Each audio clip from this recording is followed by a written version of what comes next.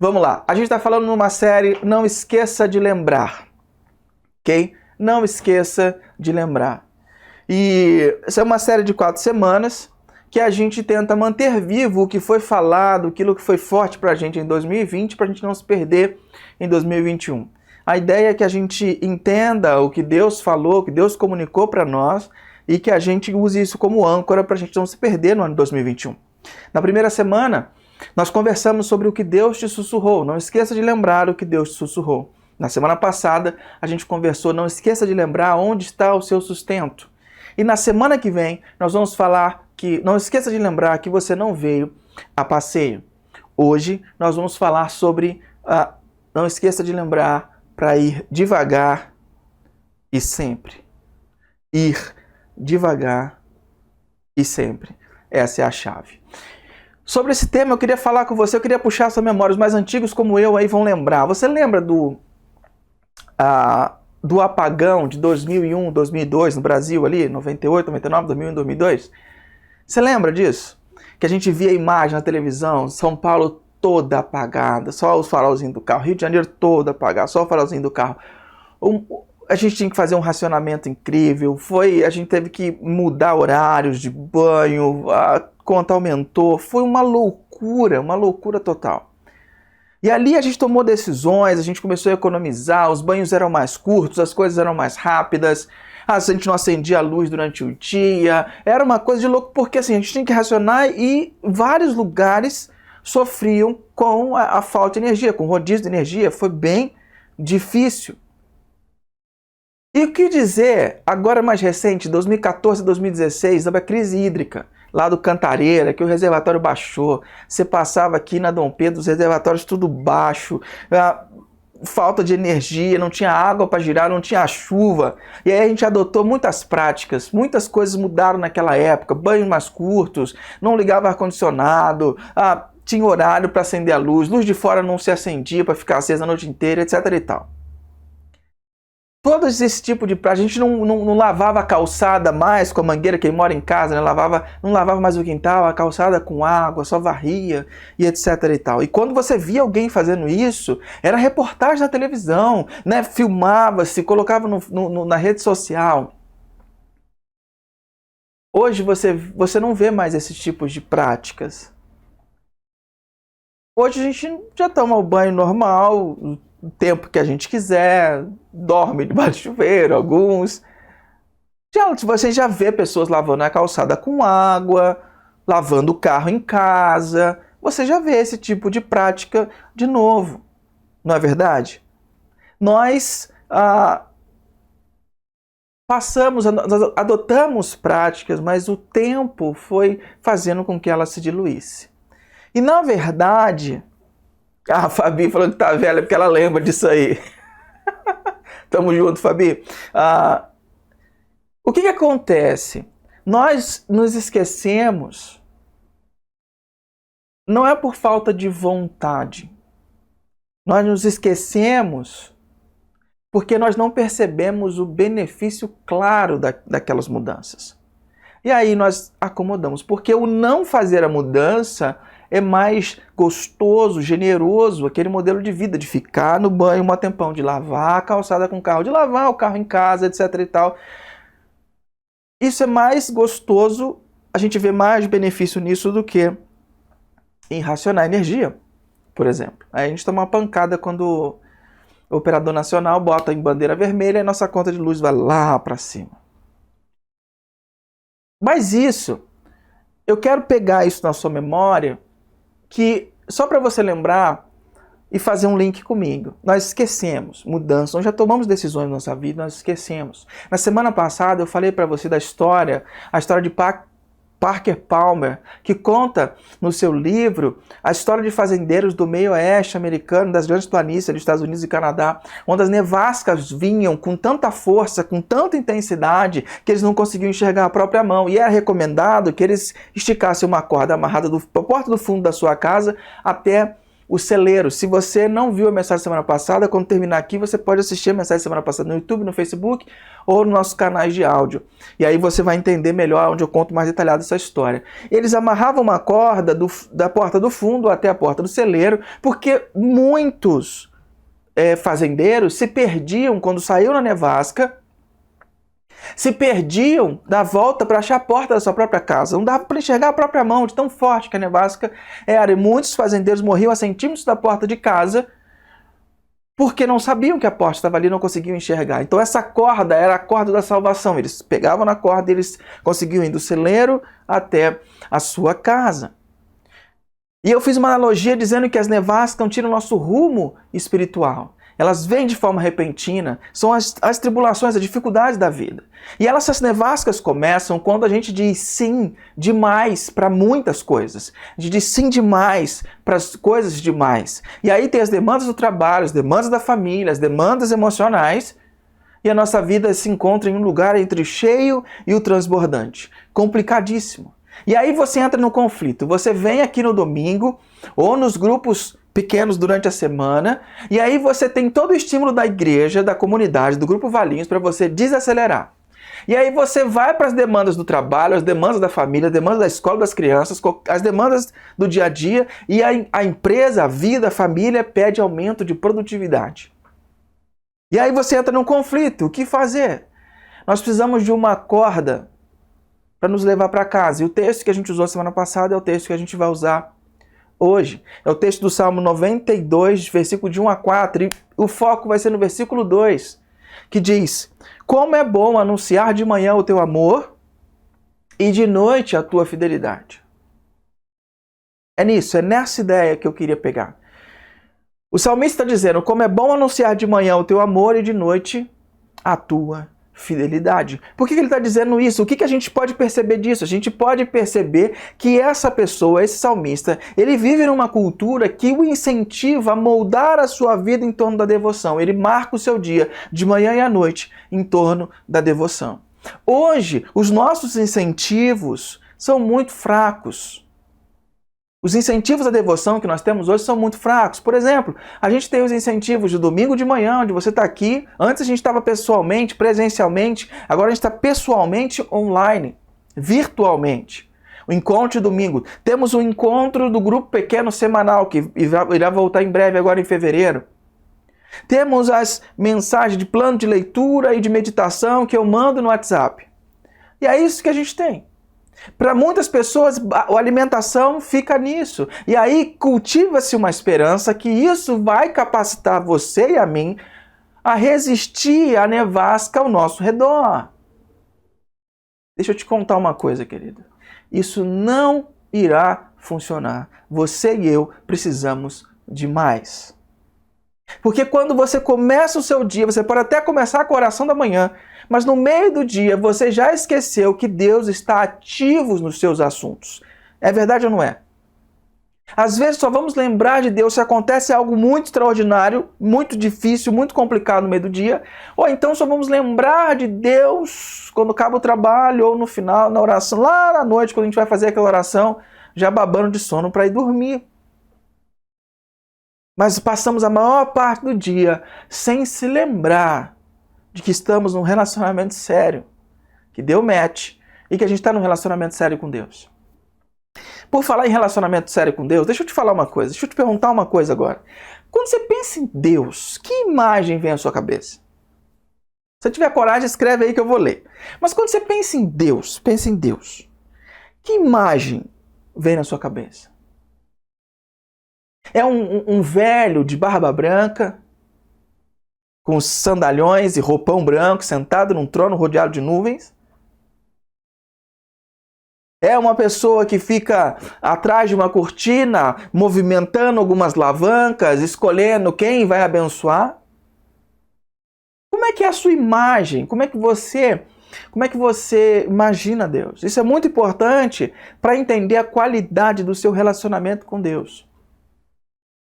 Para muitos de nós, o conceito de relacionamento com Deus, o conceito de Deus é erigido em torno de um ser acima de tudo. A ideia que as pessoas escolhem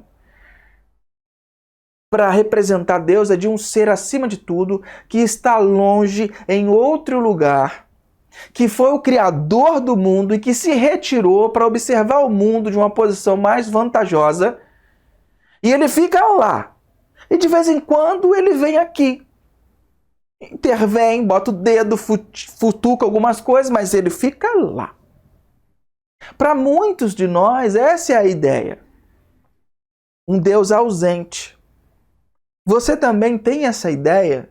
Quando eu descrevi isso, bateu com a sua ideia de Deus? Bateu com aquilo que você imagina sobre Deus? É assim que você pensa? Só que os autores bíblicos não pensam dessa maneira. Existe um mistério muito grande quando, por exemplo, quando a palavra céu é colocada nas escrituras, muitas vezes a palavra que é usada é a palavra no grego uranon. E uranon é traduzida também na nossa língua como atmosfera. Então, quando eles falam que Deus está nos céus, ele está dizendo que Deus está numa realidade, na atmosfera, numa realidade próxima. Os autores bíblicos, dificilmente você vai percebê-los discutindo a existência de Deus. Eles se propõem a experimentar Deus e falar da sua natureza. Para algumas pessoas, a ideia de um relacionamento com Deus é difícil de compreender. É bem complicado. Como amar um Deus que você não entende?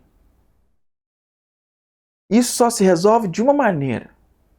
Experimentando Deus. Experimentando Deus. E para a gente viver isso de forma plena, eu quero apresentar para você aqui duas cordas que vão facilitar o seu caminho de volta para casa. Para o relacionamento com Deus. Eu quero falar sobre ritmo e treliça de vida. Ok? Ritmo e treliça de vida. Você pode interagir aí nos comentários, porque eu lerei os seus comentários e eles fazem parte da nossa reflexão, porque a sua dúvida pode ser a dúvida de muitas pessoas aqui também. E a sua contribuição pode abençoar as pessoas aqui, ok? Vamos falar sobre ritmo. Para falar de ritmo, eu quero te fazer uma pergunta muito importante. Essa você não precisa colocar nos comentários não, tá? Essa você responder para você mesmo. A minha pergunta para ti é o seguinte: de que forma o seu ritmo de vida atual aumenta ou diminui a capacidade de permitir que a vontade e a presença de Deus tenham completo alcance na sua vida? Vou repetir. De que forma meu ritmo de vida atual aumenta ou diminui a capacidade de permitir que a vontade e a presença de Deus tenha completo alcance na minha vida? As práticas espirituais são um meio para esse fim. Elas são um meio para que a gente abra espaço na nossa vida para que a vontade e a presença de Deus tenham um completo alcance na nossa vida. João capítulo 15, versículo 5, o Evangelho de João, diz assim, Jesus diz assim: eu sou a videira, vocês são os ramos. Se alguém permanecer em mim e eu nele, esse dará muito fruto, pois sem mim vocês não podem fazer coisa alguma. A palavra que ele usa aqui para falar se alguém permanecer em mim, permanecer significa habitar, continuar com, ficar com, fazelar com. Se você permanecer, se você habitar em mim, ficar comigo, fizer um lar comigo, e eu fizer um lar com ele, eu ficar com ele, eu habitar nele, esse dará muito fruto. Nós precisamos de um ritmo de vida saudável que nos auxilie a permanecer nesse relacionamento íntimo e profundo. E alguns estão vendo ou ouvindo essa mensagem serão desafiados a desacelerar. E eu quero colocar 3 coisas importantes, 3 orientações, 3 advertências para você, para tentar tirar você do seu ritmo atual e fazer você rever sua vida. A primeira advertência que eu quero fazer para você aqui hoje é: você não tem como fazer o que Deus espera à sua maneira sem pagar um alto preço. Você não tem como fazer o que Deus espera à sua maneira sem pagar um alto preço. Para a gente entender o que Deus quer da gente, é necessário um processo lento e piedoso para discernir a vontade de Deus para a situação nossa particular. Mas muitas vezes nós preferimos o caminho mais rápido. Uma janela se abriu, a gente pula. Uma porta se abriu, a gente vai. Mas muitas vezes o que Deus espera é que a gente desenvolva nessa relação, nesse processo de piedade, nesse processo de relação, de intimidade, que você consiga discernir o que Deus quer para a tua vida, porque o que Deus quer para a tua vida é diferente do que Deus quer para a minha vida em vários aspectos. E a peculiaridade disso você precisa descobrir pessoalmente, na sua relação com Deus. Muito dificilmente você vai ouvir isso através de mensagens. Pode ouvir, muitas vezes ouve, mas é mais fácil você conseguir entender isso no ajuste fino, na relação pessoal. A mensagem te dá uma direção e depois você mergulha naquilo e vai descobrindo os meandros aonde Deus quer apontar para você, aonde Deus está querendo colocar você na direção, aonde Deus está querendo mostrar para você ir. Quando nós escolhemos o caminho mais rápido, nós tomamos as rédeas, ferimos a rocha, sacrificamos a terra prometida. Essa figura de linguagem que eu usei agora é pautada no livro de Números, capítulo 20, de 7 a 12, que conta a história de Moisés. Moisés era um servo de Deus, era um líder do povo judeu, que libertou o povo que era escravo do Egito, o povo judeu, trouxe eles para o deserto, ficou andando 40 anos guiando esse povo no deserto até que eles chegassem à terra prometida. Moisés era esse líder desse povo, e a história dele está contida nos primeiros livros da Bíblia. Mais intimamente em Êxodo, Número, Levítico e Deuteronômio. Os segundo, terceiro, quarto e quinto livro da Bíblia. Quando você lê a história de Moisés, você percebe que era um homem piedoso, que era um homem que tentava fazer a vontade de Deus, mas Moisés liderava mais de 2 milhões de pessoas no deserto, ouvindo reclamação o tempo todo. Chegou uma hora que estava perto do final, perto de chegar na terra prometida, o povo estava com sede e começou a buzuzar no ouvido dele. E eles foram para Deus para saber, Moisés já estava velhinho, foi para Deus para saber o que fazer. Deus falou assim: Moisés, você chega diante do povo, reúne o povo, você dá uma ordem para a rocha, para que a rocha solte água, e a rocha soltará água. Moisés então vai para a direção da rocha, reúne o povo e dá uma bronca no povo, fala um monte para o povo e ele dá uma cajadada na rocha. Quando ele dá aquela cajadada na rocha, a água flui da rocha, o povo mata a sede, mas Deus chama Moisés, fala: vem cá, vamos trocar uma ideia. Por que você não me honrou diante do povo? Por que você descontou sua raiva diante do povo? Por causa disso, você não entrará na terra prometida, Moisés. Você haverá, mas você não entrará. Porque você não me honrou diante do povo. Moisés pagou um alto preço. Porque ele assumiu para si as rédeas, feriu a rocha, ele sacrificou a terra prometida. E muitas vezes, na rotação que a gente vive, nós assumimos essa prerrogativa de querer ir mais rápido, tomamos as rédeas das coisas. E uma das características, quando você está tomando as rédeas das coisas e está indo rápido demais, o preço que você começa a pagar é que você começa a perder a alegria. Você perde a alegria nas coisas. Você começa a tentar buscar alegria em coisas que podem te entorpecer. Você começa a perder a alegria nas coisas comuns, nas coisas que Deus propõe, nas coisas boas. A paz que você sentia no meio do caos, a paz que você sentia em Jesus, ela começa a ir embora.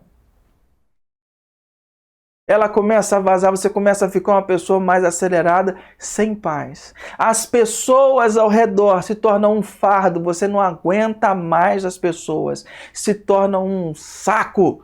Todo mundo atormentando e demandando de você, você não aguenta, as pessoas se tornaram um fardo na sua vida. E aí quando você olha para dentro de si, você está vagando num deserto, totalmente fora de curso. Você não tem como fazer o que Deus espera, a sua maneira, sem pagar um alto preço. A segunda coisa que eu acho importante, que é uma advertência que eu quero fazer para você. Você não pode correr em alta velocidade sem deformar a sua alma. Você não pode correr em alta velocidade sem deformar sua alma. Quando a gente pensa em reorganizar a vida, nós pensamos em colocar tarefas a mais, você fala assim, mas eu não tenho mais tempo para nada. Querido, se você for analisar uma circunstância na sua vida, principalmente com respeito a Deus, e você falar que você não tem tempo, isso pode indicar que você está indo depressa demais. Que você está vivendo a sua vida numa rotação muito alta. E essa velocidade vai te cobrar um pedágio. Dificilmente você conseguirá ver o dano à sua alma. Você não vai conseguir ver esse dano acontecer, você vai conseguir ver quando tiver um rombo. É como viver em doping. O que o doping faz? Ele te dá uma alta performance para determinado curto período de tempo numa competição. Tem gente vivendo numa rotação tão alta que é como se fosse um doping temporal, um doping de velocidade. Está tomando doping, está lá, sacrificando tudo e todos numa velocidade, mas esse doping, assim como você toma anabolizantes, o corpo paga um preço no futuro. A sua alma, esse doping da alma, vai te cobrar um preço no futuro. Ela vai se deformar e não terá mais conserto. Nós precisamos aprender a interagir melhor com o tempo. Tempo é um bem democrático, é um bem que todo mundo tem igual. Todo mundo no planeta Terra tem 24 horas. Ninguém tem mais de 24 horas por dia. Você conhece alguém que tenha mais de 24 horas por dia? Eu não conheço. Se você conhecer, você me apresenta. Eu vou querer entrevistá-lo ou entrevistá-la. Mas ninguém tem mais de 24 horas. É um bem democrático, a questão é como a gente utiliza essas 24 horas. E Jesus nos ensina a redimir o tempo, a converter o nosso tempo a Jesus. E o Anselmo Grum, no livro No Ritmo dos Monges, ele fala que quando a gente converte o nosso tempo, quando a gente redime o nosso tempo, ele diz, o tempo ganhou outra qualidade. Não é mais um bem escasso do qual o ser humano tem de aproveitar o máximo possível, mas o lugar onde a criação se une com Deus. Quem está totalmente presente, mesmo em um só momento, alcança a plenitude do tempo. Deus é a sua plenitude.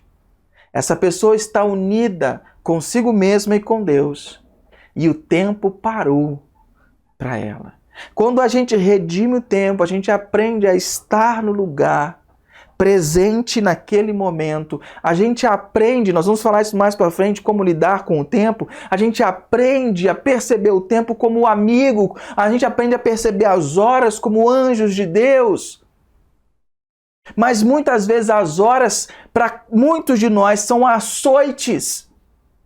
As horas no relógio são como marcas dizendo você está atrasado, você está atrasado. Parece, acho que é o coelhinho da Alice do País das Maravilhas que fica olhando para o relógio, está atrasado, está atrasado.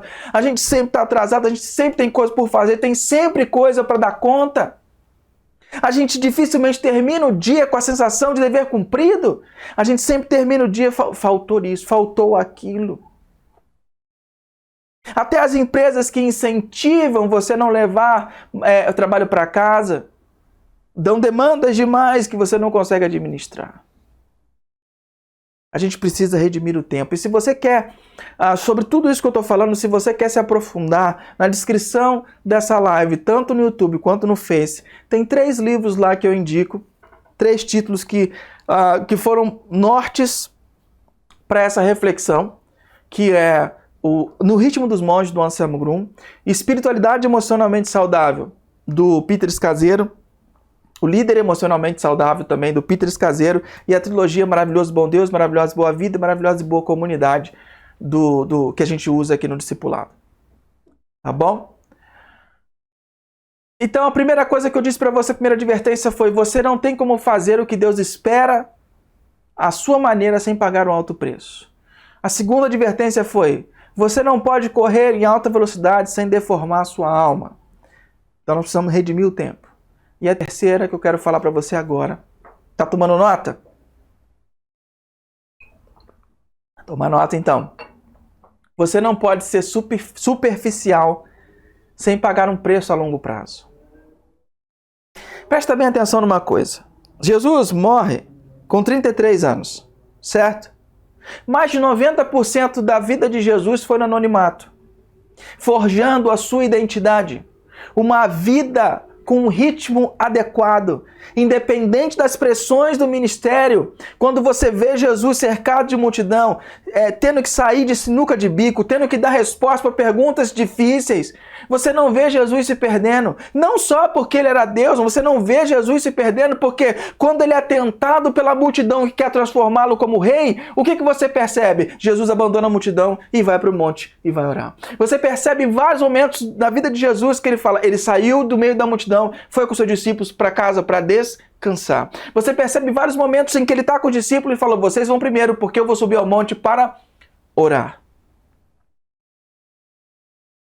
Jesus teve uma vida equilibrada, ele não perdeu seu ritmo nem sua treliça de vida, ele sempre separava tempo para estar com o Pai. O seu ritmo do dia era um ritmo equilibrado.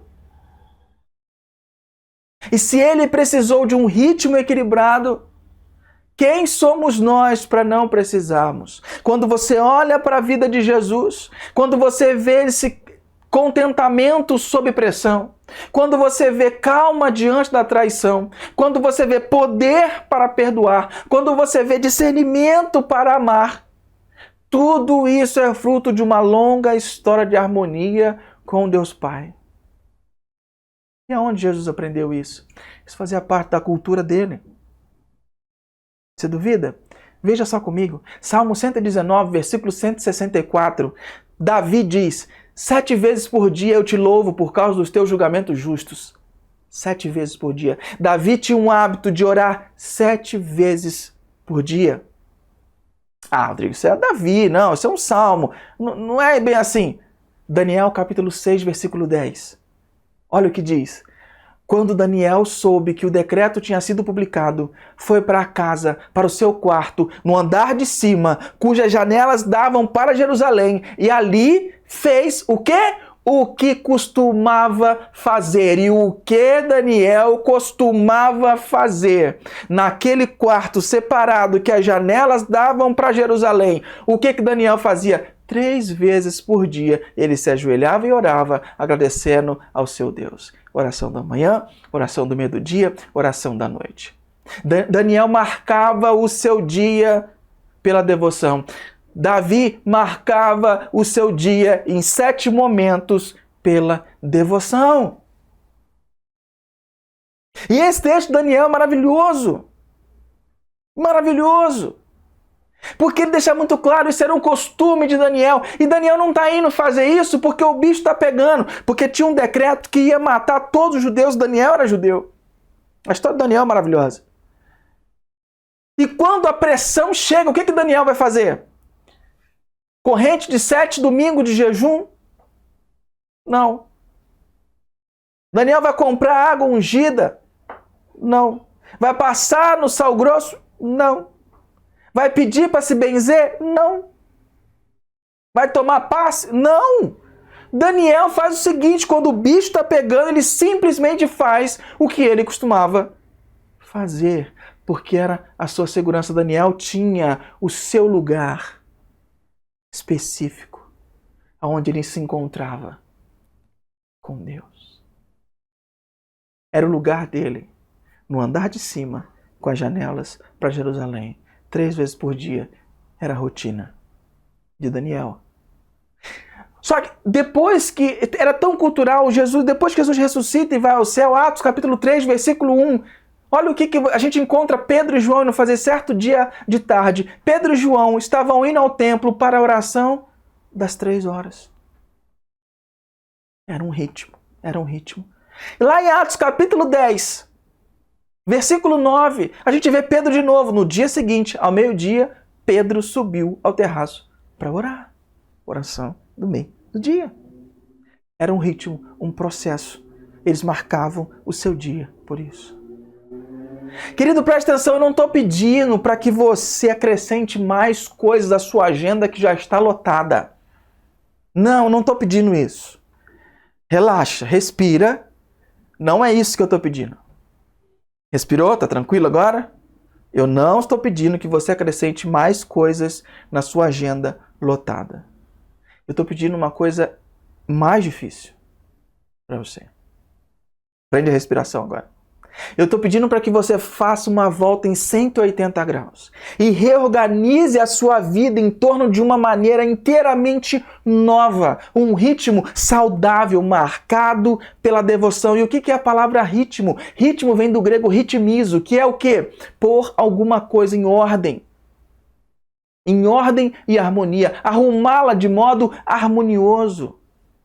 Ter um ritmo de vida saudável é muito importante, porque o ritmo, ele é um componente essencial da existência humana. Você tem um ritmo. E esse ritmo que a gente tem é um ritmo interno difícil de manipular. Quem já viajou para outros fusos horários já sentiu a pressão, por exemplo, daquilo que se chama de jet lag. Você fica meio lesado porque você saiu num horário, chegou em outro horário, aquilo está totalmente diferente. Você fica meio zureta. Por quê? Porque o seu ritmo não pode ser manipulado facilmente. Você precisa voltar a encontrar o ritmo, aí você vai normalmente e consegue viver. A cultura em seu ritmo frenético, a nossa sociedade, a sua empresa, ou você que é autônomo, ou você que não trabalha ainda, a escola toda, nossa cultura tem um ritmo frenético. E ela tenta nos quebrar. Só que se você entender o que é ritmo, você vai perceber que ritmo cria tempo, o relógio apenas mede. Um ritmo cria tempo para você fazer as coisas, o relógio apenas mede as coisas. Eu acho que foi no filme A Mulher Maravilha, em quando ela encontra o piloto que pousa naquela ilha, no filme 1, e ela, quando ele está tomando banho ali, ela pega o relógio dele e pergunta, o que é isso? Ah, isso aqui é o relógio, ele marca o nosso tempo e diz o que a gente tem que fazer, qual horário que a gente tem que fazer, marca o tempo. Ela fala assim, como é que vocês deixam uma coisa tão pequena comandar a vida de vocês? Traz essa reflexão para nós. Mas quando eu digo para a gente reorganizar, eu não estou dizendo para você ser improdutivo. Eu estou dizendo para você, se você se reorganizar e tiver um ritmo saudável, você produzirá muito mais de forma muito mais saudável. Você viverá muito mais plenamente. Ou você viu Jesus, na vida de Jesus, você viu um cara largado que não tinha compromisso com as coisas. Você viu na vida dos apóstolos uns caras largados que não tinham compromisso com as coisas? Muito pelo contrário. A gente precisa encontrar um ritmo, porque o ritmo nos dá a sensação de estar em casa. O ritmo, você ter um ritmo equilibrado, ele divide o tempo. Nos faz viver cada tempo de forma consciente. E nos faz utilizar o nosso tempo de maneira mais eficiente, sem um esforço demasiado. Mas precisamos de cautela e sabedoria para criar um ritmo que corresponda à nossa família, à nossa demanda pessoal, ao ritmo de cada um. O Anselmo Grum diz, sem esperança o ser humano fica enfraquecido. E essa é a causa, nessa frase eu encontro a causa de muitas pessoas se desanimarem, até muitas vezes largarem a vida com Deus. Porque muitas pessoas começam a frequentar ou assistir os cultos aos domingos, a fazer algumas orações, a ler a Escritura. Passa-se um tempo, isso enche a pessoa, mas depois isso acaba, isso já não supre mais. E a pessoa acaba entendendo que a vida cristã é somente isso. E aí ela perde a perspectiva. E se a gente perde a perspectiva de que tem algo mais, nos acomodamos, nós esmorecemos. Deixa eu te falar uma coisa muito importante, queridos, que é um dos segredos da vida cristã. A vida com Deus tem tanto quanto sua vontade de buscar e mergulhar. Deus é um poço sem fundo. Quanto mais você quiser conhecê-lo, quanto mais você quiser mergulhar, quanto mais você quiser desenvolver o seu relacionamento com Ele, mais Ele tem para dar, mais profundidade você vai chegar, mais extraordinário você vai viver. Mas se você se acomodar e achar que é só isso, pois bem, vai ser só isso. Quando você cria um ritmo externo, você cria uma ordem interna. Você põe sua alma em ordem. Agora vamos para a prática. Tá bom, Rodrigo, a gente falou bastante sobre ritmo. Que eu preciso ter uma forma saudável de marcar o tempo, não só do dia, mas meu mês, minha semana, meu ano. Eu preciso ter um ritmo de vida menos acelerado e mais saudável. Como eu ponho isso na prática? Eu vou te dar 2 conselhos básicos e vou te mostrar na prática como isso funciona, ok? Os primeiros passos para a criação de um ritmo. Primeiro passo é: encontre seu deserto. Encontre seu deserto. O deserto na Bíblia é um lugar de preparação espiritual, de encontro com Deus. A gente leu Daniel, você viu? Daniel tinha um quarto no andar de cima, com as janelas para Jerusalém. Era o lugar de encontro com ele. Talvez o seu lugar, o seu deserto, pode ser um banco de jardim, uma biblioteca, um quarto, uma cadeira voltada para a janela, uma praça, um bosque, qualquer lugar aonde você possa se desembaraçar das pessoas e das atividades para estar sozinho com Deus e abrir espaço para estar com Ele. Ok? Encontre o seu deserto, lugar de encontro com Deus. E nesse momento, quando você estiver nesse deserto, respeite 4 elementos: parar, contemplar, silenciar e ler as Escrituras. Parar, se concentrar, silenciar e ler. Quando você estiver nesse encontro com Deus, esses são 4 movimentos: parar, concentrar, silêncio e as Escrituras. São 4 movimentos que você vai fazer quando você estiver nesse tempo junto com Deus. Quando você estiver desenvolvendo esse tempo começar a ser frequente, a segunda orientação é: desenvolva, estabeleça a sua treliça de vida. Estabeleça a sua treliça de vida. O que é a sua treliça de vida? É uma harmoniosa combinação de práticas espirituais numa estrutura que nos capacite a prestar atenção a Deus em tudo o que fazemos. As práticas espirituais vão fazer você ficar ligado em Deus interagindo com o seu trabalho, em Deus interagindo com a sua maternidade, Deus interagindo com o seu estudo, Deus interagindo com as suas amizades, Deus interagindo com as suas relações. Você vai estar atento, você vai estar perceptivo, você vai perceber Deus. Essa figura que você está vendo na tela é uma treliça, que é a base. É onde as plantas, tipo videira, né, o pé de uva, ele cresce a partir dali. Ele cresce, ele vai subindo, se engajando, vai se fixando, e ali ele pode dar frutos e as coisas vão fluindo. E o que é uma treliça de vida? Como eu construo uma treliça de vida? A treliça de vida tem 4 categorias. Ok? 4 categorias básicas para você começar. A primeira categoria básica é a oração. Então, eu vou te dar 4 categorias básicas e você, dentro dessas categorias, vai escolher algumas atividades para começar e você vai nortear a sua vida a partir dessas 4 categorias. Então, na categoria oração, você tem a Escritura, que é ler vagarosamente, degustando as palavras, se alimentando da Escritura, leitura da Escritura. Silêncio e solitude, porque o silêncio confronta o vício de estar no controle. A oração, oração da manhã, oração do meio do dia, oração da noite. E o estudo. Cristãos adultos e maduros estão sempre pesquisando, lendo e aprendendo. Então, para você compor, você vai escolher. Então, na minha área da oração, eu vou escolher algumas práticas. Ou essas, se você tiver condições, escolhe as 4. Então, escolhe para começar, escolhe pequeno. Escolha alguma dessas áreas. e começo a colocar isso disposto na minha treliça, no meu ritmo saudável. Eu marco o meu dia. Por exemplo, então eu vou começar meu dia com a oração da manhã, no meio do dia eu vou parar 5 minutos para fazer a oração do meio do dia, e no final da noite eu faço a oração da noite, que eu faço um inventário do dia, penso como foi meu dia, entrego o meu dia para Deus e termino, entrego e posso dormir em paz e segurança, entendendo que meu dia à noite Deus me protege e que amanhã começa tudo de novo. Então eu encerro o meu dia, certo?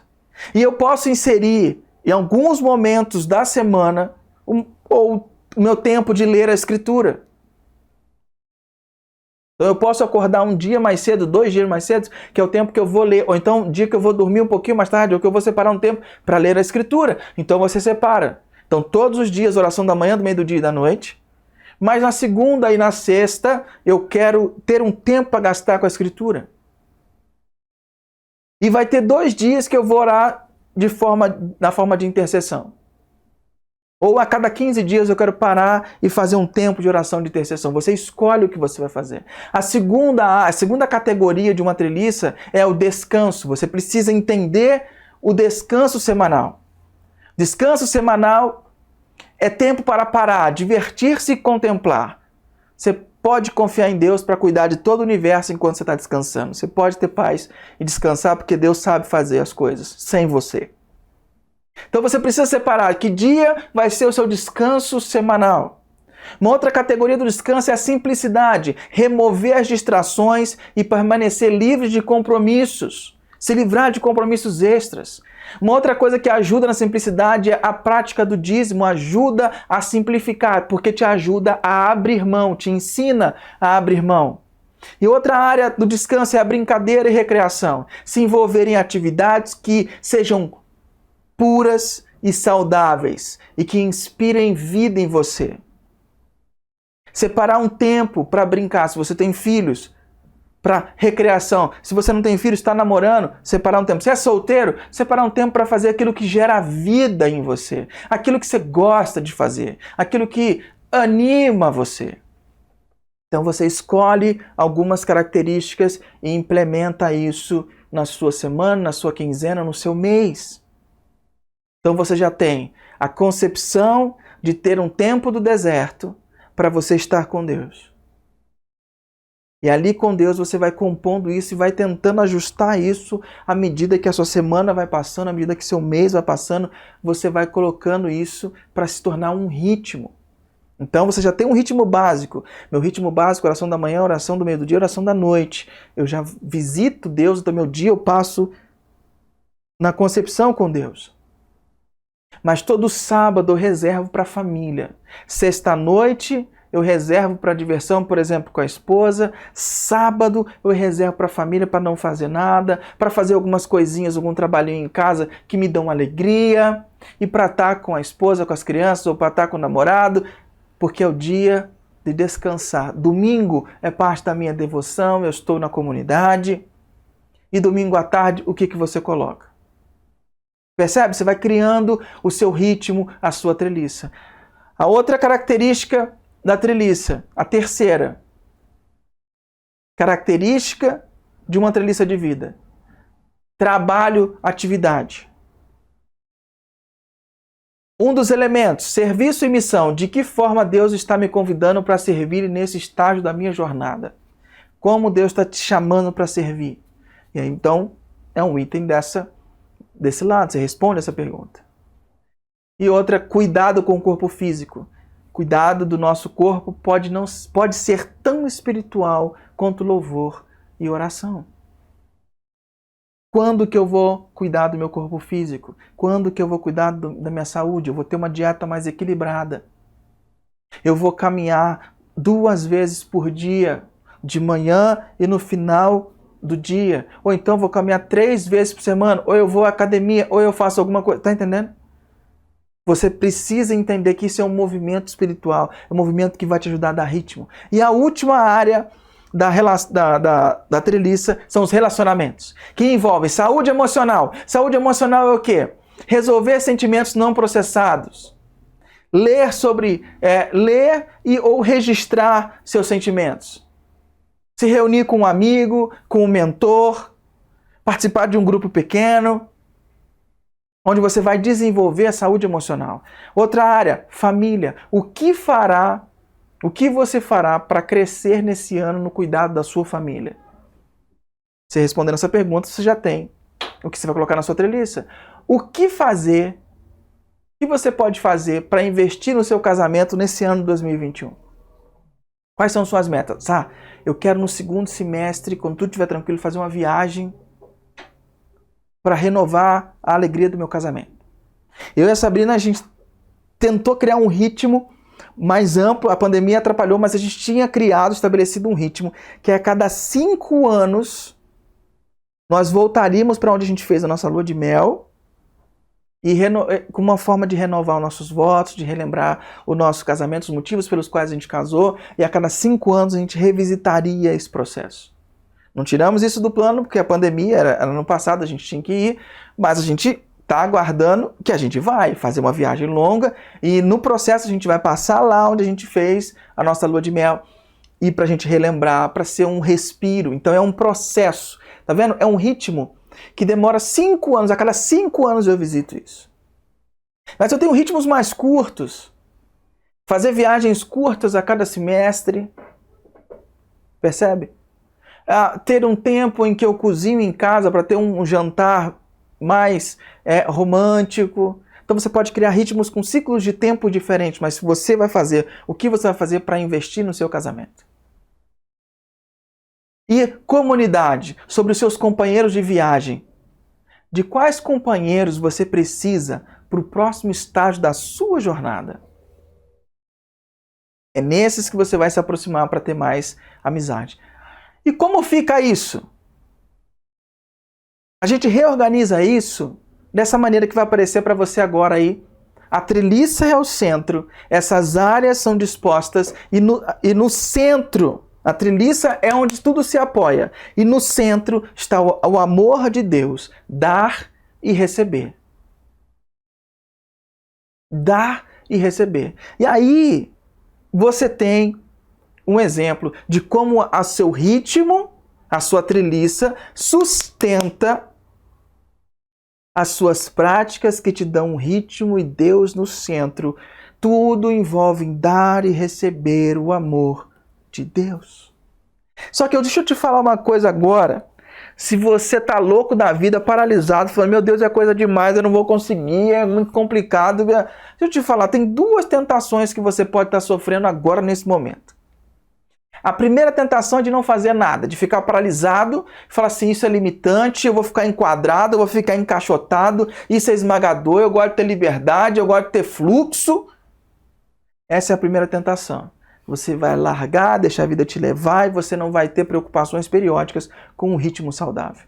E a segunda preocupação, que muitos pezinhos de coelho, sabe, que as pessoas rapidinhas já estão pensando, vou fazer isso, fazer aquilo, é fazer tudo. A tentação de fazer tudo. Nossa, eu vou compor uma treliça de vida, um ritmo, vou mudar minha vida de cabeça para baixo. Não dá para você empreender muitas mudanças ao mesmo tempo. Lembra que eu falei? Nós temos um ritmo natural e a gente não muda, não quebra esse ritmo tão fácil. Lembra do jet lag? Você precisa se adaptar. Você tem que montar de forma customizada a sua treliça, o seu ritmo. Focando no que te leva para mais perto de Deus. Experimentando algumas práticas, vendo, não, isso me ajudou, isso não me ajudou, tenho dificuldade com isso, não, isso me leva para mais perto de Deus, isso eu gosto, isso é bom para mim. E aí você começa a trilhar a sua vida num ritmo. Começa pequeno. A adaptação é lenta, mas você precisa assumir uma visão de longo prazo. Beleza. Se você chegou até agora e entende que precisa começar, por onde você começa? Eu diria que você pode começar oração da manhã, oração do meio-dia, oração da noite e achando o seu deserto. O tempo e o lugar de encontro nessa relação amorosa, onde Deus sempre te espera. Mas respondendo 3 perguntas. Primeira pergunta. O que você faz atualmente que estimula seu espírito e o enche de prazer? O que você faz atualmente que estimula seu espírito e te enche de prazer? Segunda pergunta. Que pessoas, lugares e atividades você precisa evitar porque elas o esgotam ou tornam difícil a você permanecer leal a Cristo? Que tipo de coisa você tem que limar? Pessoas, lugares ou atividades que te esgotam e dificultam a sua lealdade a Cristo. Já é uma coisa para retirar. E a terceira. Que deveres afetam o seu ritmo nessa fase da vida? Que deveres têm afetado o seu ritmo nessa fase da vida? Isso, criar um ritmo, não importa quantos filhos você tem, ou a idade que ele tem, a empresa que você trabalha, aonde você trabalha, ou quantas horas você trabalha. Não importa, isso não importa. A psicologia do comportamento diz que não é uma questão de força de vontade, e sim de inteligência, se eu executo ou não um propósito. Não é força de vontade, é uma questão de inteligência, de perceber o benefício. Quando eu não percebo o benefício de ter um ritmo equilibrado, de ter uma vida mais alinhada a Deus, eu começo a lavar a calçada com água, eu começo a lavar o carro em casa, eu começo a deixar o ar-condicionado ligado, luz acesa, ferro ligado, eu não me importo, porque o benefício da comodidade é melhor do que racionamento. Só que o racionamento me leva a ter sempre o que eu preciso no longo prazo. O benefício de viver largado, de viver sem ritmo, um ritmo acelerado, às vezes quase infartando pela pressão do trabalho, sem perceber seu dia vai embora, você acorda às 6, quando você percebe já são 18 horas. Você não percebe seu dia passar. Os riscos disso são muito maiores. Uma vida equilibrada vai te dar muito mais qualidade de vida. Uma vida equilibrada vai te dar muito mais plenitude. E você vai experimentar isso no curto, no médio e no longo prazo. Sou eu que estou te falando? Não. São vários homens e mulheres que aprenderam a viver isso, que decidiram mergulhar, que deixaram até isso escrito para nos ensinar. Você quer ter uma vida medíocre? Continua no ritmo da cultura. Mas se você quer ter uma vida diferente, experimentar a vida de verdade, vem viver como Jesus viveu. Vem andar como ele andou. Abra a mão para experimentar. Isso vai fazer toda a diferença na sua vida. Ok? Querido, eu tenho certeza que Deus falou algumas coisas ao teu coração. Eu quero colocar uma música enquanto você ora. Uma música para você orar. Queria colocar aquela música, Deus enviou seu Filho amado, porque foi para isso que Jesus veio, para nos mostrar um novo modelo, um novo modo de vida. E depois que você orar durante essa canção, a gente vai voltar aqui, a gente conversar, orar e encerrar nosso encontro. Vamos lá. Deus enviou o seu Filho amado para nos dar essa liberdade de ter uma vida equilibrada. Porque depois que nós desconectamos, lá nossos primeiros pais decidiram viver a vida da sua própria maneira, no seu próprio ritmo. O resultado foi tragédia e morte. Mas Jesus vem para reorganizar isso e nos mostrar como é viver de verdade. E com a sua morte, a sua ressurreição, morte que pagou os nossos pecados, a nossa dívida que contraímos como humanidade lá no Éden. Jesus, quando quita essa dívida, ele nos apresenta um novo e vivo caminho, um caminho que a gente pode experimentar, um caminho que a gente pode viver de fato, com um ritmo adequado. E você pode se libertar da tirania do tempo, da tirania do Cronos, e viver um tempo chamado Kairos, que é um tempo de Deus, é um tempo oportuno, graças ao sacrifício de Jesus. E para viver isso, para se render isso, basta eu abrir meu coração e dizer, Jesus, vem viver dentro de mim, organiza meu tempo, meu ritmo, minha vida. Quero render, quero colocar minha vida aos teus pés. Se você já tem caminhado com Jesus, basta você, Jesus, me dá força, me orienta e me direciona. porque eu preciso fazer uma mudança. Se isso chegou a você de alguma dessas maneiras, eu quero orar com você. Quero orar por você nesse momento. Vamos orar. Deus querido, se alguém está aqui nos ouvindo e pela primeira vez entendeu que tem um ritmo de vida tóxico e precisa mudar e criar práticas, porque essas mudanças acontecem não do dia para a noite, mas acontecem a longo prazo e que os benefícios são enormes. E alguém quer render o coração a Ti, foi cativado pelo Senhor, peço que o Senhor receba e passe a morar e habitar dentro do coração dessas pessoas, trazendo vida de verdade para cada um. E para aqueles que sentiram que precisam fazer uma mudança, uma guinada de 180 graus na sua vida e no seu modelo de viver, peço que o Senhor dê força, que inspire, que a gente aprenda a achar o nosso deserto e a vivenciar o dia a partir da devoção, o dia contigo, porque isso nos garantirá segurança e certeza para enfrentarmos mais esse ano. Em nome de Jesus. Recolha nossas vidas nos teus braços.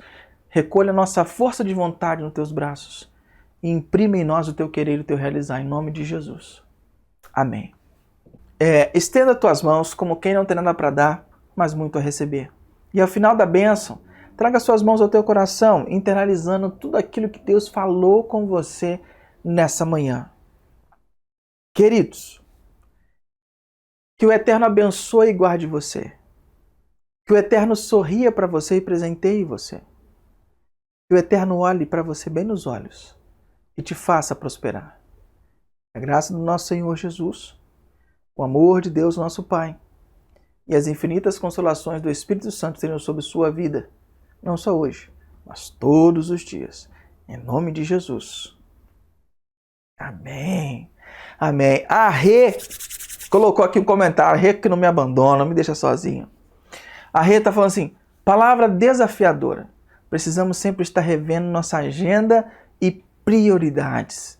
Ô, coisa boa. É isso aí, Rê. A gente precisa rever a nossa agenda, a nossa prioridade. A gente precisa rever isso. Vai ser muito, muito importante para a gente vencer esse ano. Porque, ó, tá às portas. A correria, ó, tá começando. E a cultura vai querer quebrar. A cultura vai querer roubar cada gota de evolução. Cada gota de devoção. A cultura vai querer roubar cada gota de piedade que há no teu coração e fazer você entrar nessa roda viva, roda peão, roda moinho, roda peão, o tempo passou no instante na roda do meu coração, roda viva, roda peão. Você vai entrar nessa roda viva e não vai conseguir sair mais. Galera, eu espero do fundo do meu coração que essa mensagem tenha chegado em tempo oportuno, num momento importante para você. Que Deus realmente te abençoe e te guarde. E lembre-se sempre, sozinho a gente vai mais rápido, mas acompanhados a gente vai bem mais longe. Que Deus abençoe seu domingo e abençoe sua semana. E até semana que vem. Grande beijo. Tchau, tchau.